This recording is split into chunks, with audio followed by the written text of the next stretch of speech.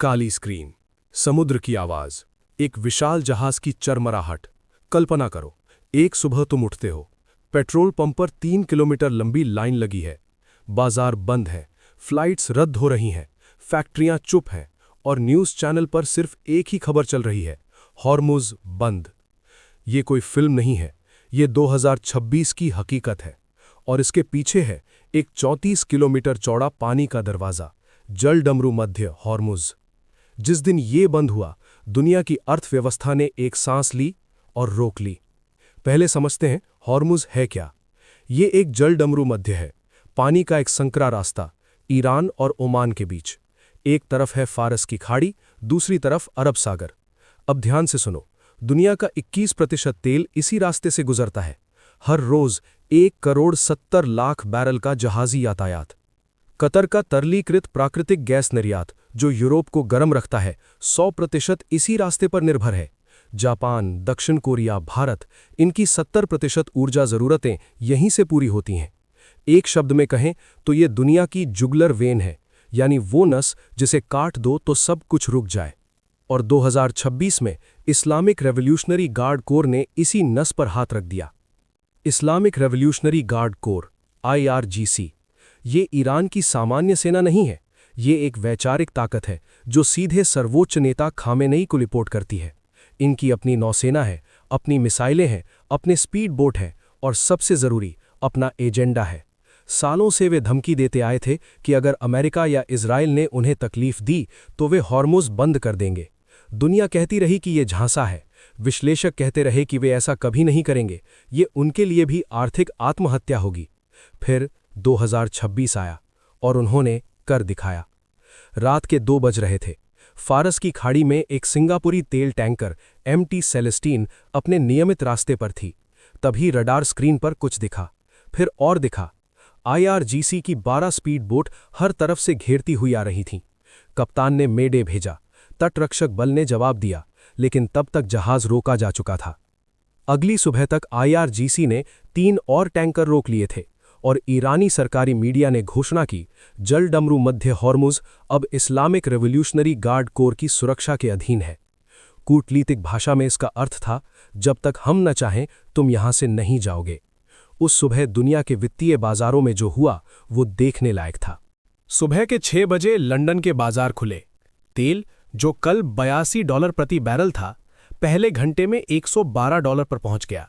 New York में Dow Jones 1400 अंक नीचे, टोक्यो में निक्केई 2.3% गिरा, मुंबई में सेंसेक्स 1800 अंक धड़ाम। लेकिन ये तो सिर्फ संख्याएं थीं। असल जीवन में क्या हुआ? पाकिस्तान में पेट्रोल रातों रात $3.5 से $5.80 पर पहुंच गया। श्रीलंका ने आपातकाल घोषित किया। बांग्लादेश की कपड़ा फैक्ट्रियों ने उत्पादन आधा कर दिया क्योंकि जनरेटर के लिए डीजल नहीं था। जापान, जो अपनी 90% ऊर्जा आयात करता है, वहां सरकार ने आधिकारिक रूप से जनता से कहा कि घर का तापमान 20 डिग्री से ज्यादा मत रखना। ये सिर्फ एक नाकेबंदी नहीं थी, ये एक धीमा विस्फोट था और दुनिया उसके नीचे दबी थी। अब बात करते हैं हम भारतीयों की, क्योंकि ये सिर्फ वहां की समस्या नहीं थी। भारत अपना 85% कच्चा तेल आयात करता है और उसमें से 65% फारस की खाड़ी से आता है, हॉर्मुज़ के रास्ते से। जब हॉर्मुज़ बंद हुआ तो भारत के पास 45 से 60 दिन का रणनीतिक भंडार था। सोचने वाली बात नहीं लगती? सिर्फ 60 दिन। उसके बाद क्या? भारतीय नौसेना ने युद्ध स्तर पर तैनाती की। INS विक्रांत वाहक समूह ओमान की खाड़ी में आगे बढ़ा। विदेश मंत्रालय ने आपातकालीन बैठकें की और आम भारतीय, वो सुबह उठा और पेट्रोल पंप पर लाइन में खड़ा हो गया, क्योंकि वैश्विक फैसलों की कीमत हमेशा आम आदमी चुकाता है। अमेरिका चुप नहीं बैठा।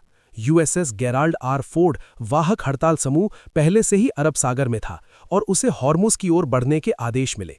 ईरान ने जवाब में अपनी तटीय जहाजरोधी मिसाइलें सक्रिय की, पनडुब्बियां तैनात की और IRGC ने घोषणा की कि कोई भी युद्धपोत अगर 12 समुद्री मील के अंदर आया तो वो शत्रुतापूर्ण कार्रवाई मानी जाएगी। 2 महाशक्तियां, एक 34 किलोमीटर के पानी के डिब्बे में, दोनों के हाथ ट्रिगर पर। ये वो क्षण था जिसके बारे में इतिहासकार बाद में लिखेंगे।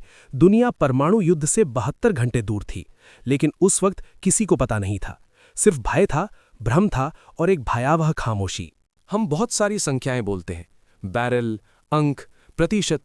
लेकिन क्या हम सोचते हैं उन 2,30,000 नाविकों के बारे में जो उस वक्त उन्हीं जहाज़ों पर थे? कप्तान अहमद अल राशिदी, जो अपनी बेटी की शादी में नहीं पहुंच पाने वाला था।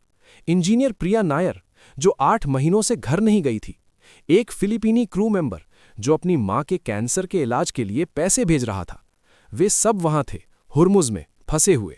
उन्हें नहीं पता था कि उन्हें कब जाने दिया जाएगा, या दिया जाएगा भी या नहीं। ये उनके लिए भू राजनीति नहीं थी, ये उनकी जिंदगी थी।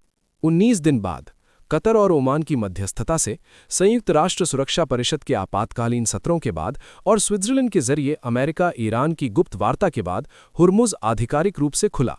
लेकिन जो दुनिया थी वो नहीं रही। तेल $147 प्रति बैरल तक पहुंचा था, 2008 के बाद सबसे ऊंचा। 6 देश मंदी में चले गए। 3 सरकारें गिर गईं जनता के विरोध की वजह से। खाड़ी के देशों ने वैकल्पिक रास्तों पर अरबों डॉलर लगाने शुरू किए। भारत ने अपना रणनीतिक भंडार दोगुना करने का निर्णय लिया। यूरोप ने गैस विविधीकरण तेज किया। लेकिन ये सब प्रतिक्रियात्मक था, नुकसान हो चुका था। हुर्मुज़ एक भूगोल है, लेकिन ये एक सबक भी है कि ये दुनिया कितनी जुड़ी हुई है और कितनी नाजुक भी। कि एक जलडमरू मध्य, एक फैसला, एक संघर्ष किसी के घर की रोशनी बुझा सकता है, किसी की फैक्ट्री बंद कर सकता है, किसी के पिता का काम छीन सकता है। अगला संकट कहाँ होगा? ताइवान जल संधि, काला सागर या दक्षिण चीन सागर? हम नहीं जानते, लेकिन हम तैयार हैं या नहीं, ये सोचना शायद अब जरूरी है।